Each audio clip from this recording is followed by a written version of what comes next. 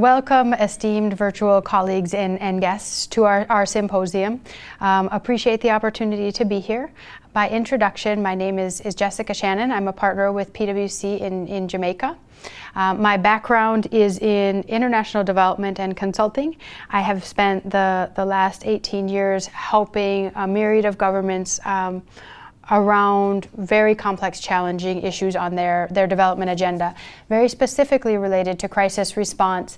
I serve as PwC's global pillar lead for humanitarian crisis response efforts. So have worked in a myriad of crisis situations, including the US financial crisis, the Ukraine stabilization crisis, and very relevantly, the West African Ebola response and recovery efforts, where I spent the better part of 2 years helping to navigate the cross-sectoral challenges that Ebola created across West Africa and the broader global context.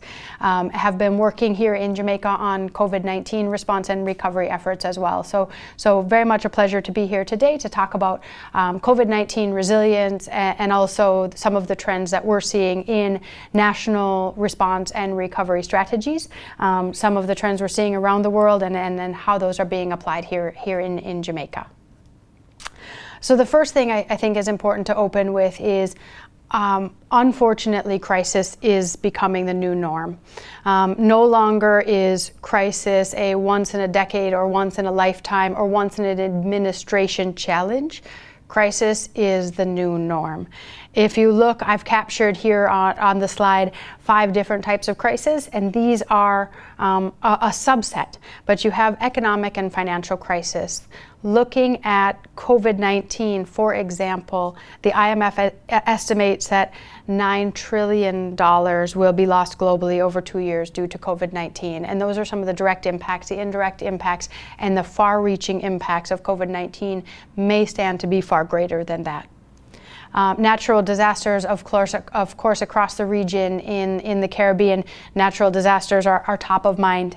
But it's interesting to think about mortality or fatality rates around natural disasters have actually decreased over time. So I think on average 60,000 citizens a year perish directly as it relates to natural disasters, but indirectly that number is higher. On the flip side, the economic impact has been far greater. So the estimates vary wildly around the impact of natural disasters, but globally it's estimated at a minimum it's $100 billion US per year, but it goes, the estimates range well above 200 billion, and only 20% of that is insured. Pandemics and health crisis, of course, one of the reasons we're here today, COVID-19. But prior to COVID-19, you had SARS, you had MERS, you had H1N1, you had Ebola. There were a number of pandemics leading up into this point. Certainly COVID-19 is very unique and far-reaching in nature, but it is one in a number of pandemics or health crises that have occurred over time. Geopolitical instability is certain a flavor of crises that is relevant and top of mind around the world today. You have protests occurring certainly broadly in the United States, but across the world in support of what's happening or in protesting what's happening in their local markets, and here in Jamaica as well. You have nationalism movements that are taking place. So governments and administrations in various countries such as the United States, United Kingdom, India, Brazil have moved to a more nationalist structure and regime. You also have global tensions between China and the US, Australia, and others that are exacerbating the political instability crisis. And last but certainly not least, you have climate change. Climate change is a well-known and universal crisis requiring a global response. Many governments in the world have already come together as commitments to how to effectively combat and reverse the impending crisis that is looming with climate change. So again, all of these to say, governments must not focus on response and recovery to each of these individual point-in-time crises. If they did that, it would be all they could do as a government, and the rest of the development agenda would lag. The important thing for governments in this day and age is to build resilience against these external shocks. If you are building the boat before the storm, you're much more able to survive the storm, but also thrive in the storm and emerge stronger from it. And so when we think about what governments are doing at a national policy perspective, and certainly what Jamaica is doing, it's in that lens of becoming more resilient to COVID-19, but also all of the other crises that are impacting the world today. So taking a step back from that and that stage, what are countries doing to build COVID-19 resilience? There are a number of different levers that countries at a national level are doing to think about how to effectively become more resilient to COVID-19. It's important to note that COVID-19 started as a health crisis and as a pandemic, but very quickly morphed into a multi-sectoral crisis. So you moved from being purely a health crisis to being one of an economic crisis, to being one of a foreign policy crisis, to one of a national security crisis, to one of an education crisis. It is truly impacting the entire spectrum and ecosystem. And so when you're thinking about building COVID-19 resilience, it is pulling on all of those different levers. We've captured 8 here today, but these are not the only things that countries are doing to become resilient, but these are 8 trends that we're seeing across countries, across communities, across regions, and across cultures. We're seeing a common thread in all of these kind of 8 characteristics around what people are doing and thinking about to become more resilient. So I'll give a few examples around each of these. The first, of course, and probably the front runner as it related to immediate COVID response, was health system strengthening. So there were health system strengthening related to COVID-19 specifically, thinking about how do you build a more resilient health structure and system to be able to address ongoing COVID-19 considerations. I think most people have recognized we will be living with and existing with COVID-19 for a long period. So health system strengthening quickly went from testing capability to tracing capability to treatment to ensuring the right levels of PPE existed. So that health system strengthening specific to COVID-19. The second piece is more broadly. So COVID-19 is one consideration, but there are a number of either secondary health concerns that may result from COVID-19 or other course of doing business, general health considerations for communities. And in that regard, countries, you're seeing a number of different things that they're doing in terms of resilience on the health side. Very high-tech solutions such as digitizing all health records, telemedicine, e-prescription programs. But then on the very low-tech side, one of the interesting things that came out of COVID-19 was a recognition of the importance of the community health worker. When you looked at communities that were able to very quickly trace, identify, and isolate potential cases, it was those that had community health workers that truly knew and had relationships with their communities. And so kind of putting a resurgence behind that strength of a community health worker program is one of the tools that countries are using in terms of health system strengthening. The second trend that we're seeing is economic stimulus. So as COVID-19 shut down the world, how do you effectively address the urgent economic indicators that were impacted by COVID-19? And so in the economic stimulus packages, most countries that we're seeing trend are both individuals and small medium businesses are 2 of the areas of focus around economic stimulus.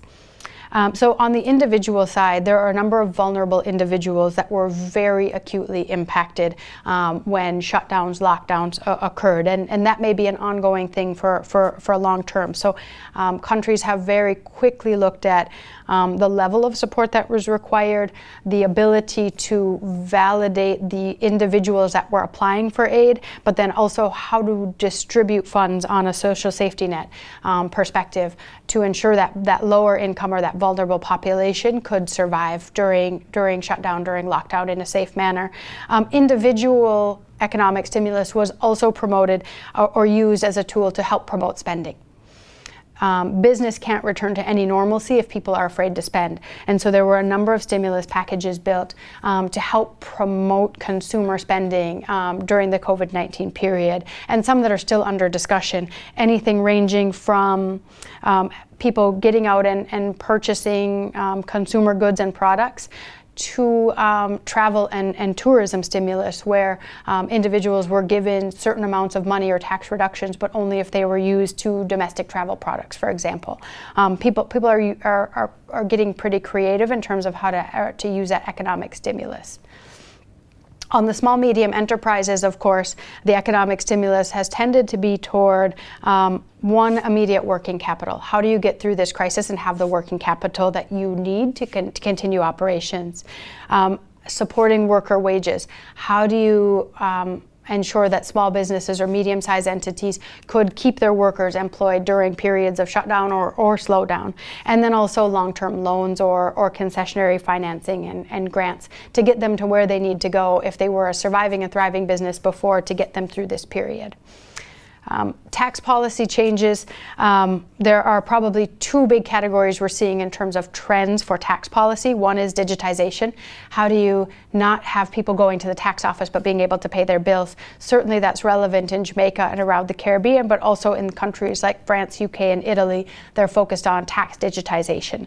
Then there are also tax policy changes, whether that's tax cuts to help incentivize spending or shoring up certain tax requirements that are going to be needed to fund the government's COVID-19 response efforts. So that shifting of tax policy and tax changes we're seeing as certainly a trend. National stockpiling, and I would say this as money and other. National stockpiling can equate to goods. So you look at Singapore, they immediately put in place a 6-month stockpile of PPE as countries were running precariously low on certain medical requirements. But it also is related to currency. We're looking at countries that are stockpiling foreign currency reserves to ensure they have enough FX in the slowdown of the economy and the slowdown of the global kind of transfer of funds.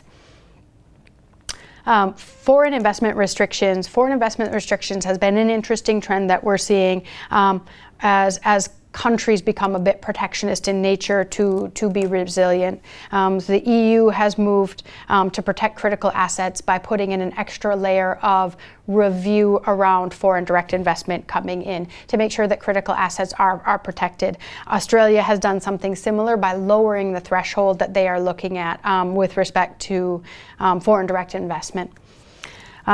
Government sponsorship. Government sponsorship is very similar to the economic stimulus I mentioned, but government sponsorship, in this case, we're referring to the large-scale bailout packages. So on the economic stimulus part, talked about small individuals or small, medium businesses, but large global companies are not fully resilient to the shocks of COVID-19 either. So the travel industry has been certainly extraordinarily hit by COVID-19. And most of the U.S. carriers have taken certain bailout packages from the U.S. government. For example, you look at Air France took a 10 billion euro bailout from the government. You look at heavy manufacturing industries, $2 billion to Doosan in Korea. So across the board, large-scale businesses are being bailed out, sometimes in an equity stake and sometimes in a loan or concessionary finance stake from the government. The last two categories, just in terms of these global trends on a technical level that we're seeing, are global a supply chain domestication.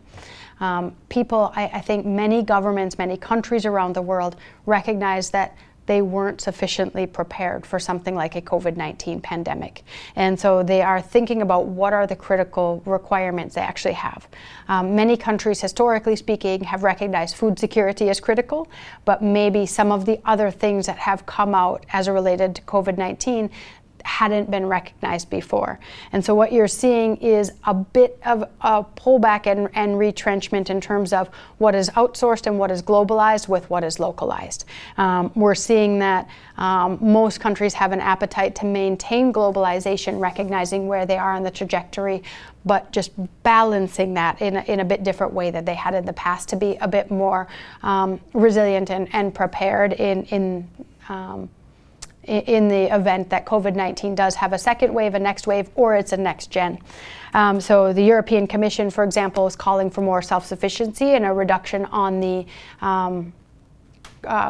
traditional, I'd say, dependence they have on China and the US. For example, Australia is looking at vertically integrating a number of their businesses to have more of a domestic reliance rather than an outsourcing reliance. So those are trends that we're certainly seeing, and I think the world will continue to see. And a little bit of a similar but same side, a different coin, is protectionism. So you are seeing countries become a bit more protectionist in nature as they are looking at, how do I service my citizens and my community needs first before I look outside at the greater world and greater community needs. So you have to look no further than 24 plus countries banned medical exports during the immediate COVID response. And that includes countries such as Germany, France, and Korea. You were not able to export certain medical products that were deemed critical for COVID-19 response.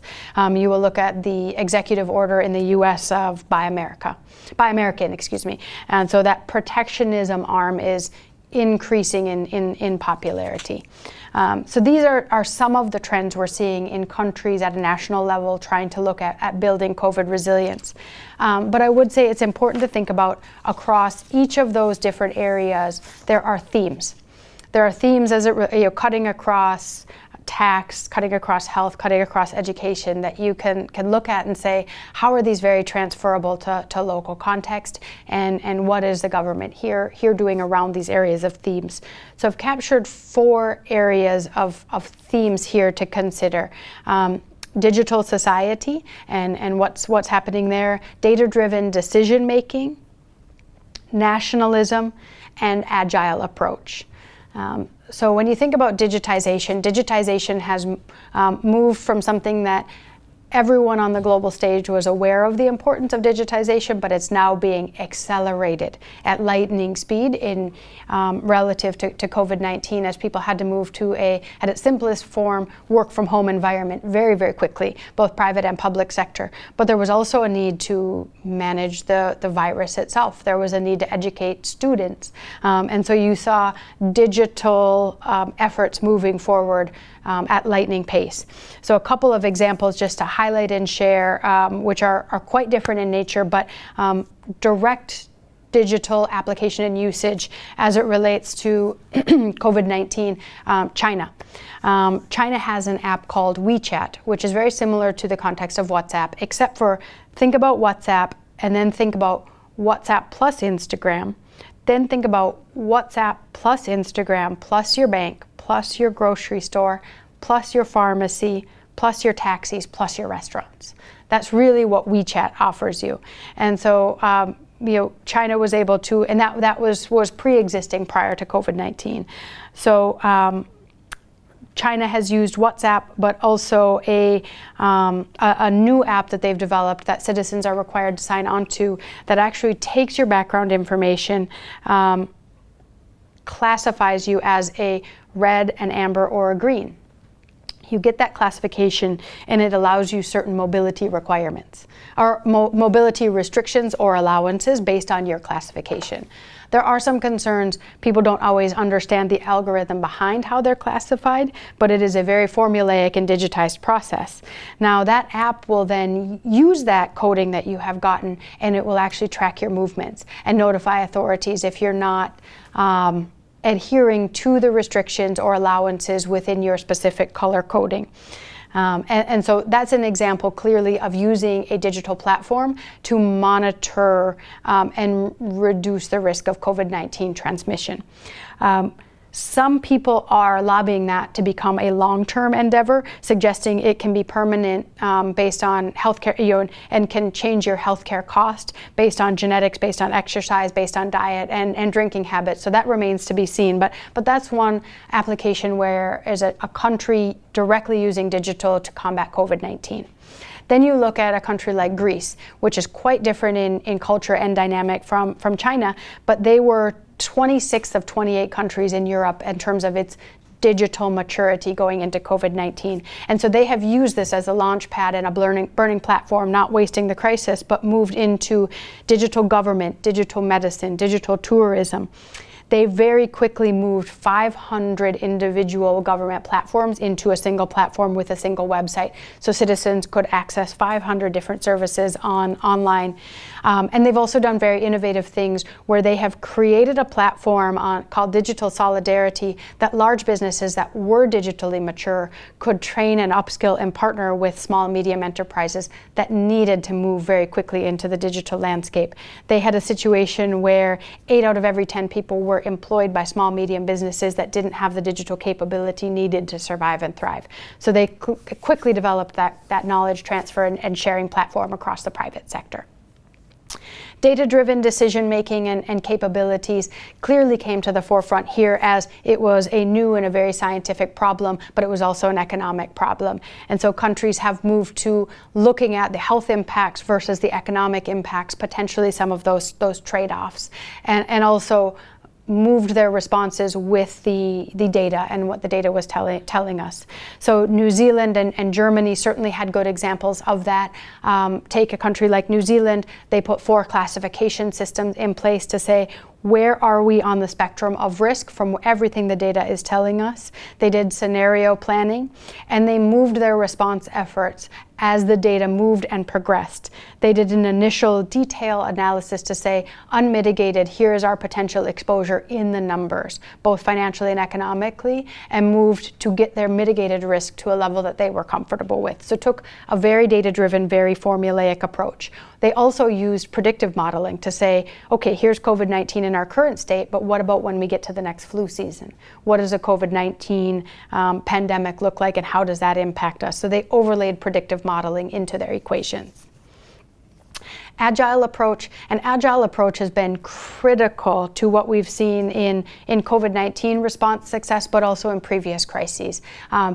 Countries are not looking at having one response across all of their sectors that moves in a static fashion, but it is a dynamic, it is an adaptive, it is an agile response. Sierra Leone has been an excellent case study of this. Looking at what they went through with Ebola, they were very well positioned to think very proactively about how to consider what was needed for a COVID-19 response.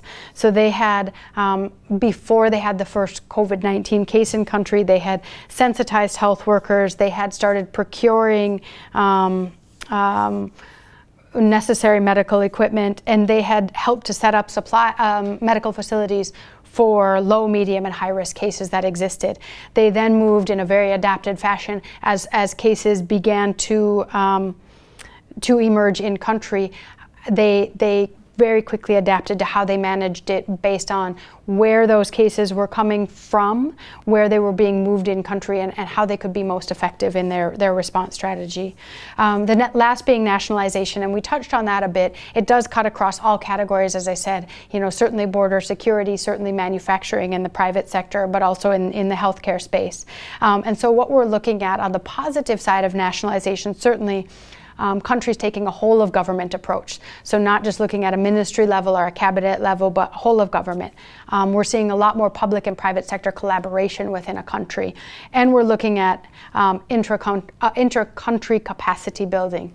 And so where they recognized gaps existed, how does everyone come together to very quickly build on that? And we talked previously about the United States certainly looking at that private and public sector collaboration as private sector companies are coming together with the government for economic survival, for example. And also on the capacity building, you looked at companies that definitely did not produce PPE before moving into that space and building the capacity within the country. And so those are some of the trends that we're seeing. Now moving specifically into Jamaica, because what does all of that mean for Jamaica or for Caribbean states? The government of Jamaica and Jamaica as a community cutting across the private sector, citizens, and the government have very clearly recognized a need for resilience. And that need for resilience, I think, certainly predated COVID-19, given everything that Jamaica has gone through over the past decade as a country. But COVID-19 certainly serves as an accelerator to some of the initiatives that were ongoing. So Jamaica's strategy has very much been aligned with some of the global trends that we're talking about or that we're thinking about on the previous slides. So in terms of some of the digital trends that we're seeing across Jamaica, certainly Jamaica has taken a leadership role in moving the digitization needle in response to COVID-19. If you look at the Visit Jamaica or Jam COVID app, anyone, as the government and as is reopening the border, anyone looking to enter Jamaica, whether it is a returning resident, a returning Jamaican, or an international visitor, everyone must fill out background information and a visit and a health questionnaire to allow the government to understand who's coming into the country and authorize those individuals to come into the country based on a screening process. And that's done all digitally before arrival. The authorization or denial letter is provided digitally before they ever arrive. And it's also tied to a digital immigration procedure, reducing the need for hard paper immigration forms upon arrival, and also giving the government more time to have the information for validation and vetting purposes. So that digital trend around border reopening has been very prevalent. Whole of government has taken an approach of utilizing digital town halls to communicate and update citizens in terms of where the response efforts are, digital press briefings, and social media communications to help ensure that everyone stays abreast and apprised of everything that's happening. And last, certainly, but in a different sector, virtual education. Education could not be put on pause indefinitely as the country had shut down the schools. So classrooms have moved into a virtual environment relying on digital technology. Data-driven decision-making, we're certainly seeing Jamaicans embracing data-driven decision-making. So you will see on the press briefings quite frequently, there is a comparative analysis to the COVID curve of Jamaica relative to the rest of the Caribbean and also globally, where they are on the curve and how they can effectively reduce or bend that curve. You're seeing health mapping taking place across Jamaican communities so that the ministry and initiatives in the private sector can focus on those most vulnerable populations. There has been an approach to collect data on incoming travelers and the testing results so that I can effectively take a risk-based approach for reopening the border, but also an iterative approach as more data is collected. And then also just broad-scale benchmarking across what other countries and other markets are doing around the world. On linkages and nationalization, just a couple of examples to hit on. Thinking about cross-ministerial collaboration in this COVID-19 response and increasing that and institutionalizing that as it relates to resilience. Almost nothing as it relates to COVID-19 has been owned and run insularly by a single ministry. So you have never just a Ministry of National Security response, but a national security and a foreign affairs response, a national security of foreign affairs and a health response, and a tourism response. You're seeing everyone come together, local government, you're looking at education, everyone is coming together for a truly integrated one government response to some of the more pressing issues that have been brought top of mind in the COVID-19 environment, whether it is education, it is tourism, it is the economy, it is opening borders, it is crime and security and stability. All of those are taken in an integrated one government approach.